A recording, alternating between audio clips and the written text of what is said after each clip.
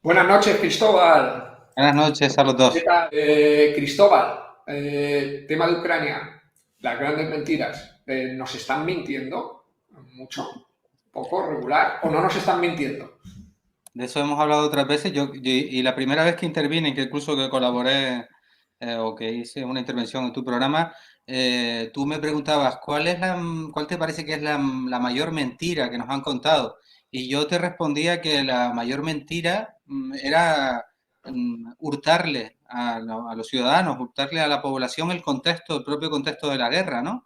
Como la guerra en Ucrania al interior al menos había comenzado en el Donbass en el 2014 y sobre todo hurtarnos cuáles son los intereses geoestratégicos que se están moviendo ahí y cómo en realidad estamos ante una guerra entre Estados Unidos, su OTAN y dentro de la OTAN sus vasallos en los que lamentablemente hay que incluir al Estado español por un lado y por el otro lado Rusia y China o China y Rusia, ¿no?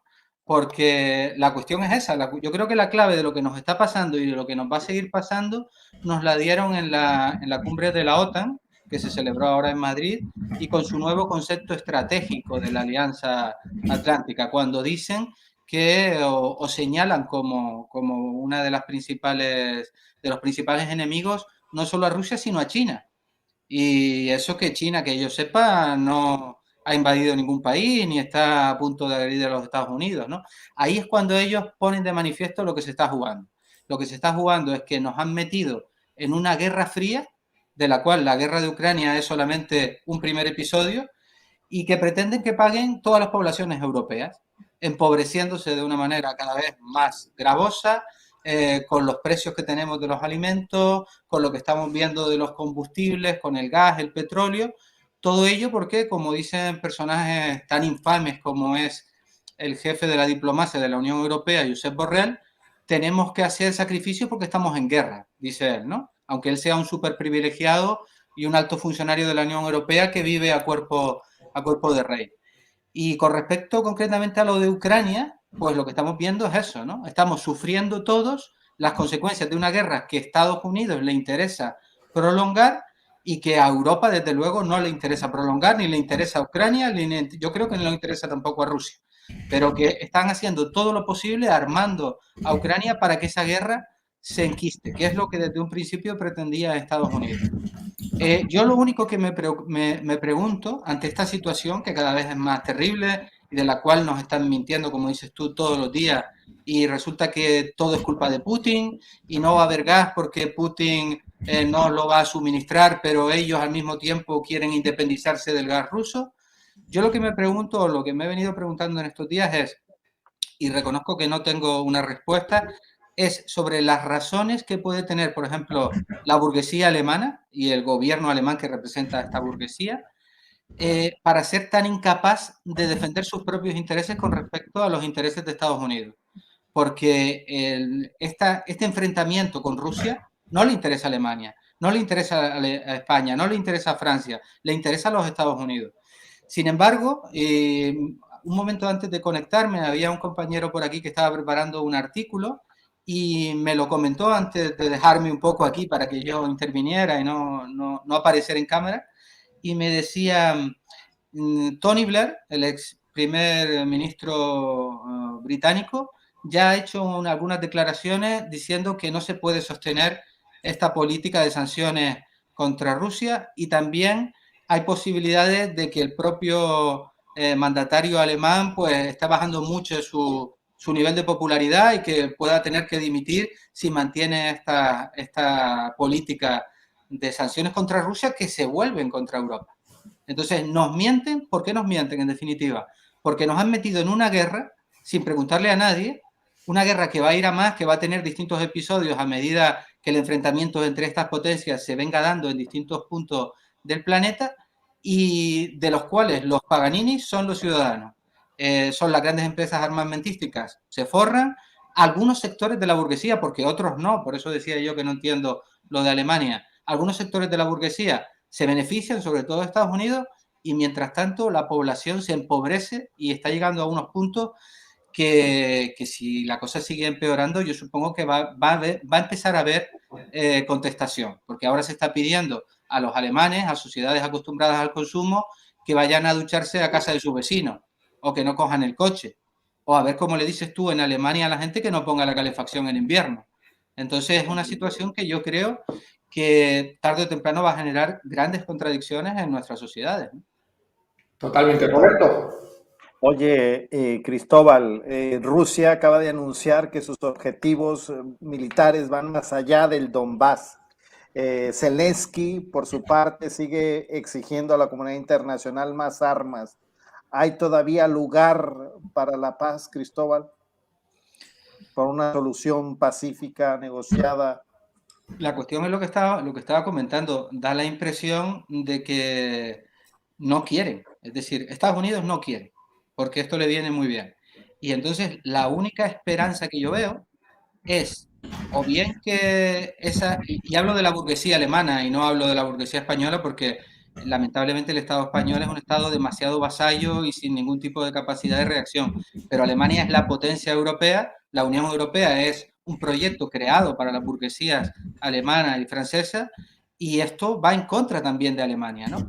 Entonces, por ahí, si llega a un punto en que esas burguesías observan que es insostenible, quizá empiecen a actuar con independencia con respecto a los Estados Unidos y presionen de alguna manera para no seguir prolongando esta guerra.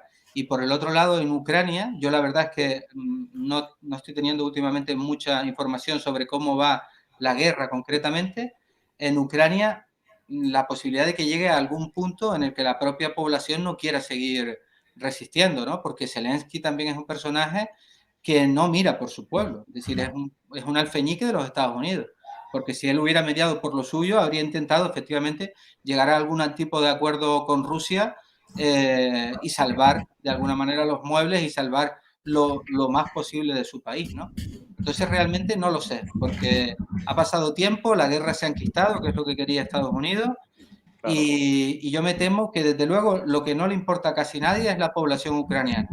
Serán otros intereses en todo caso lo que puedan llevar a un punto en el que se diga vamos a dejarlo hasta aquí y vamos a permitir que esto tenga algún tipo de salida diplomática, como al final acaban todas las guerras. Es que todas las guerras acaban con un acuerdo, más o menos gravoso para una parte, en función de cuál ha sido el resultado. Pero todo acaba con un armisticio, todo acaba con una gente firmando la paz. Aquí nos han vendido precisamente este personaje, Borrell, este guerrerista que tenemos ahí, dice que es socialista, que no, que esto tenía que acabarse en los campos de batalla. Y entonces da la impresión que, como dicen algunos analistas, están dispuestos a luchar hasta el último ucraniano, ¿no? Y sacrificar a ese país en aras de otros intereses que no tienen que ver con eso. Claro. Totalmente. Cristóbal, hemos visto que ha caído el gobierno en Italia. En España las encuestas han dado un vuelco absolutamente terrible justo desde que ha comenzado. Ya había una tendencia, pero la guerra, desde luego, y las consecuencias de la guerra han acrecentado esta tendencia en la cual ya vemos a un PP por encima de las elecciones, por encima del PP en las estimaciones de votos del CIS, es decir, hay un cambio de tendencia. En Francia hemos visto como la ultraderecha ha superado el 40% del voto en unas generales. Es cierto que ahí tiene un poco de trampa, porque podría haber llegado Mélenchon a la segunda vuelta. Hemos visto en Reino Unido también como ha habido un cambio de gobierno, no exactamente ni mucho menos vinculado a lo que ha sucedido, pero ha habido un cambio de gobierno. En Alemania estamos viendo que empieza a haber dificultades en el gobierno. ¿Crees que en los próximos meses pueden empezar a caer gobiernos en Europa y esto puede hacer que Europa se replantee su posición en la guerra? Quizás lo que sí es previsible es que en la medida que estas contradicciones se agudicen en nuestra sociedad, y son sociedades de alguna manera de consumo, que están acostumbrados a vivir de una manera determinada y a las que les puedes pedir hasta cierto punto. Es decir, lo que se está pretendiendo ahora, como en Alemania, por ejemplo, lo que decíamos, de que la gente no ponga la calefacción, o si siguen creciendo los precios de productos básicos como siguen creciendo, es lógico suponer que esto va a generar crisis en distintos gobiernos, ¿no? Lo lamentable del tema, bueno, y si eso sirve para que se replantee lo de la guerra de Ucrania, pues bien, bienvenido sea, ¿no? Pero yo creo que lo lamentable en cualquier caso es que el drama para mí no es que ahora vaya, en las próximas elecciones pueda gobernar el PP con Vox, porque al fin y al cabo eso es una alternancia que venimos sufriendo y que seguiremos sufriendo mientras no haya otras alternativas, ¿no?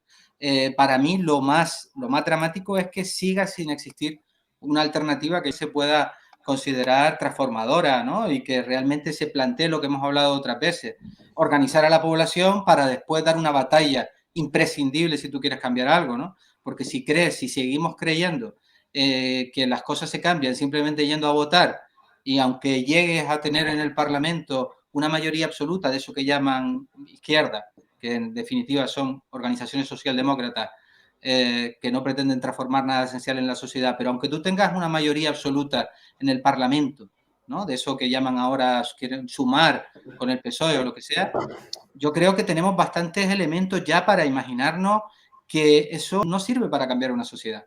Que si tú vas a tocar los intereses reales de quienes realmente gobiernan este país y quienes gobiernan la Unión Europea, que son la burguesía de estos países, ellos están dispuestos a hacer cualquier cosa para impedirlo.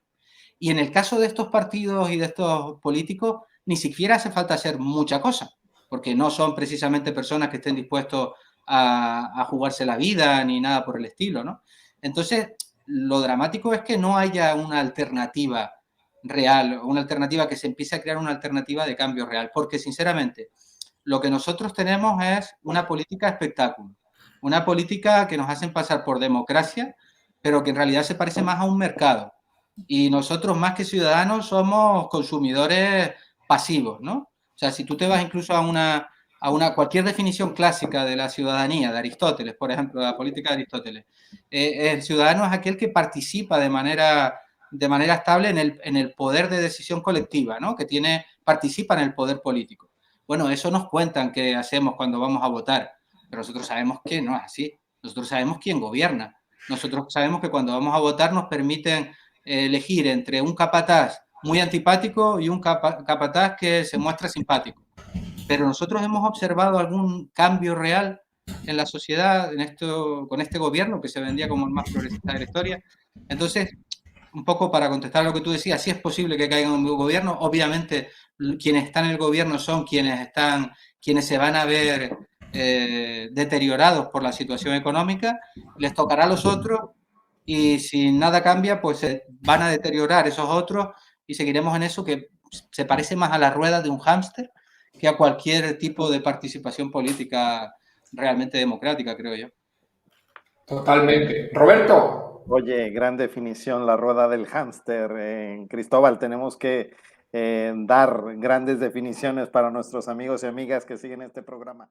¿Qué crees tú o cómo crees tú que puede terminar la guerra en Ucrania? ¿Cuál es tu sensación? Sé que realmente es imposible, ¿eh? Esto es como hacer una porra de un resultado de fútbol. El que diga que sabe cómo va a terminar la guerra de Ucrania, miente porque no es posible. No se pueden, todas esas variables no se pueden tener en la cabeza. Pero, ¿cuál es el feeling que te da a ti? No, yo tengo que ser muy sincero, yo tengo que confesar que no me voy a poner a ejercer de geoestratega porque no lo soy. Yo, como es un tema que nos interesa a todos, que nos afecta a todos, yo lo que he intentado en estos tiempos es escuchar, buscar información, que ya es difícil, ¿eh? Que ya es difícil escuchar a un analista que trate de ser objetivo, tenga la postura que tenga, ¿no? Porque ya sabemos cómo han sacado de televisión a cualquiera, ¿no? Por ejemplo, al coronel Baños lo sacaron por completo, lo califican de prorruso, aunque no sea prorruso, porque aquí lo único que se quiere es propaganda atlantista, ¿no? Yo he intentado informarme, pero realmente confieso que no lo sé. Es decir, hay analistas que opinan que Rusia va a acabar ocupando una parte de Ucrania, si no directamente con repúblicas o con zonas que son formalmente independientes, pero que están influidas por el Kremlin, ¿no?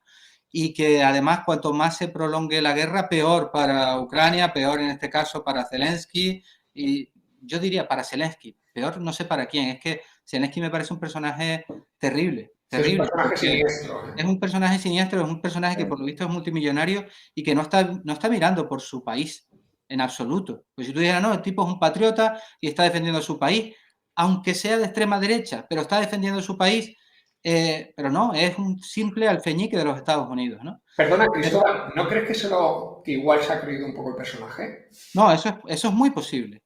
Eso es muy posible. Han construido un personaje, él es un actor y está actuando. Pero en Occidente han hecho un personaje de él, series de televisión que había en Ucrania que las compran las televisiones españolas y las ponen.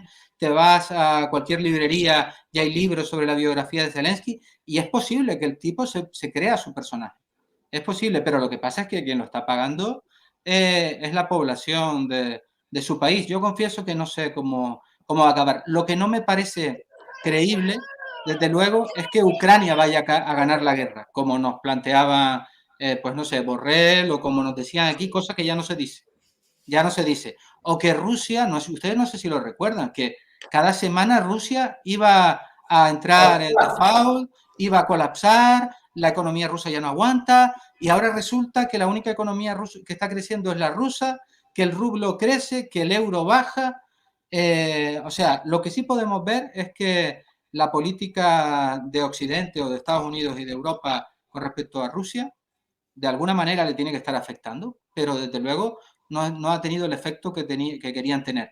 Por otro lado, es evidente también, yo creo que Rusia no esperaba que la guerra se le complicara y durara lo que ha durado, ¿no? Entonces se ha enquistado ahí y yo confieso que no sé cuál va a ser la resolución, pero lo que sí es evidente, y eso lo sabemos todos y no hace falta para eso ser un geoestratega, es que cuanto más se prolongue la guerra, peor no solo para Ucrania, peor para toda Europa. Y esa quizás sea la única esperanza, que llegue un punto que estos gobiernos digan, vamos a perderlo todo, vamos a perder vamos a perder el gobierno si no acabamos con las sanciones en Rusia, vamos a distender un poco esto y a ver si llegamos a algún tipo de acuerdo, porque de lo contrario, a ver qué sucede, ¿no? Si siguen creciendo los precios, qué pasa en invierno, qué pasa después.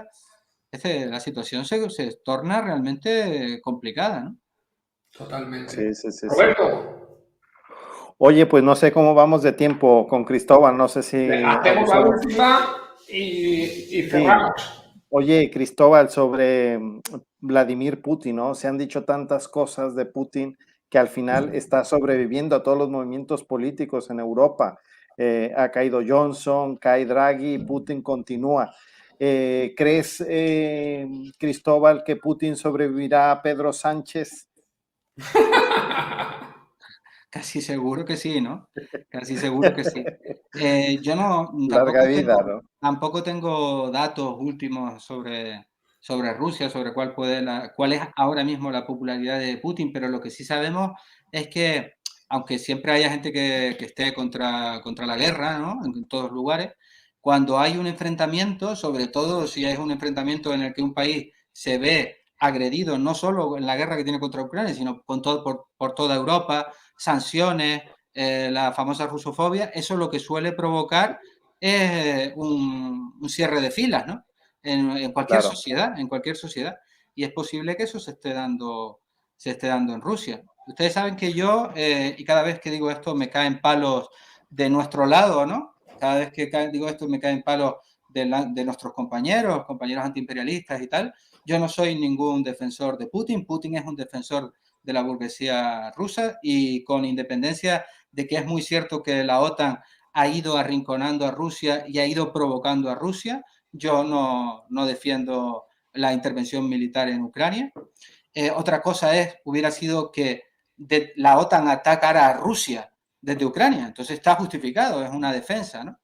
Pero yo desde luego no soy pro Putin, ni pro Rusia, simplemente trato de hacer un análisis en la medida de mis posibilidades, pero lo que sí es evidente es que desde luego Putin ha tenido hasta ahora bastante popularidad en Rusia, ha conseguido bastante popularidad en Rusia, haciendo entre otras cosas un juego habilidoso que ha sido tratar de apropiarse de todo del sentimiento prosoviético que sigue habiendo en Rusia, de todo lo que viene de la Unión Soviética, siendo él un anticomunista, pero porque recordemos que antes de la intervención en Ucrania, él dijo, bueno, los ucranianos quieren descomunistizar, eso está bien, decía él, pero hagámoslo hasta el final.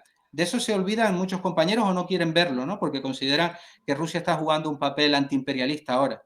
Pero en cualquier caso, Putin hasta ahora ha tenido bastante popularidad en su país y desde luego seguramente mucha más que Pedro Sánchez. Seguro, eso Seguro, ¿no? seguro. Oyes, esta semana, Cristóbal, hablando en clave nacional, Sánchez ha perdido 2 peones, ¿no? Adriana Lastra y Dolores Delgado. Las dos, curiosamente, por enfermedad. ¿Crees que, Cristóbal, que esto se trata de una reestructuración encubierta por parte del gobierno, que quizá vea más digno darles esta salida por enfermedad, o realmente pues las encuestas hacen que el gobierno esté preocupado, este barómetro de intención que hemos conocido, donde el PP podría ser de nuevo una opción de gobierno? No sé si esto es, no sé cómo lo ves tú, Cristóbal. Para serte sincero, lo veo poco. Quiero decir, ese tipo sí, ese tipo de movimientos o de reordenamientos dentro de un partido como el PSOE, sí lo veo porque sale en las noticias, pero no le presto mayor atención, ¿no? Es que realmente ella no, Adriana Lastra no dimitió porque estuviera embarazada, es que da un mal ejemplo porque entonces le está diciendo a la mujer que si está embarazada no puedes trabajar. Todo eso sí suele responder a eso, Sí. a intereses internos de ese partido, reordenamiento que tienen que ver a veces con luchas internas de poder, con equilibrio dentro de los sectores o de las familias de los partidos, con cuestiones concretas que un personaje se queme, como se suele decir, o con lo que ellos utilizan siempre para tomar estas decisiones, que son las encuestas, ¿no? Si tal personaje se ve mal, si tenemos que cambiarlo, pero al final eso para nosotros, o sea, para los trabajadores, eso no tiene ningún tipo de influencia ni importancia. Mira, incluso aunque quitaran, que yo entiendo que eso les alegraría a ustedes tremendamente. Imagínate que cesan a su muy mala amiga o enemiga Margarita Robles. Entrañable, ¿no? Entrañable Margarita Robles. Hombre, yo entiendo que ustedes se alegrarían. Hombre, han quitado a esta tía, aunque no le iban a faltar lugares donde estar, seguro que acababan en alguna empresa armamentística o algo por el estilo. Iba a estar bien situada. Pero lo que te quiero decir es que pueden quitar a Margarita Robles y poner a quien tú quieras, a quien se presente como la paloma de la paz, que eso no va a cambiar la orientación artista del PSOE, el compromiso con la OTAN, eso da igual. Es decir, ahí quien está para jugar en un equipo, y es el equipo de los sectores de la burguesía española, y a veces ni española, a veces norteamericana, porque ya te digo, en ese tipo de políticas que ellos siguen, quienes se benefician son las grandes empresas norteamericanas muchas veces. Sí, lo comentábamos ayer, Cristóbal, sobre esta costumbre que hay en España, que una vez que dimite el secretario responsable del ministerio, inmediatamente se nombra al número 2, ¿no? De tal forma que hay una total continuidad en las políticas o en las acciones, en todas las maniobras que se venían realizando, ¿no? Totalmente. Y bueno, a ver, yo reconozco que desde aquí nosotros nos llevaríamos una satisfacción si Margarita Robles por lo menos cayera. Pero porque es una vergüenza, ¿no? Al final, por lo menos, queremos que entre alguien nuevo y por lo menos a mí que me denuncie, ¿no? A mí ya me han denunciado las 2 últimas porque me denuncia alguien diferente, no Margarita Robles otra vez, ¿no? Pero no, pero por lo menos entra alguien nuevo y bueno, piensas que a lo mejor puede cambiar algo aunque sabes que no vaya a cambiar nada, ¿no? Es un poco, nos permite que nos autoengañemos un poco. Pero ya este PSOE con Margarita Robles no nos deja ni que nos autoengañemos un poco, ya ni siquiera. Qué triste. Cristóbal. Muchas veces es verdad, muchas veces yo lo entiendo, ¿eh? A lo mejor quienes ven tu programa piensan que no, pero yo entiendo, por ejemplo, las ilusiones que se hacen con determinadas propuestas políticas, lo entiendo porque hace falta una esperanza, ¿no? Pero también creo que debemos analizar las cosas de manera racional y ver si hay razones objetivas para esperanzarnos o no las hay. Totalmente. Oye, muchísimas gracias. Un por tus placer, análisis Cristóbal, como siempre. brillantes, amigo. El Nada, jueves que viene nos vemos y seguimos dando batalla.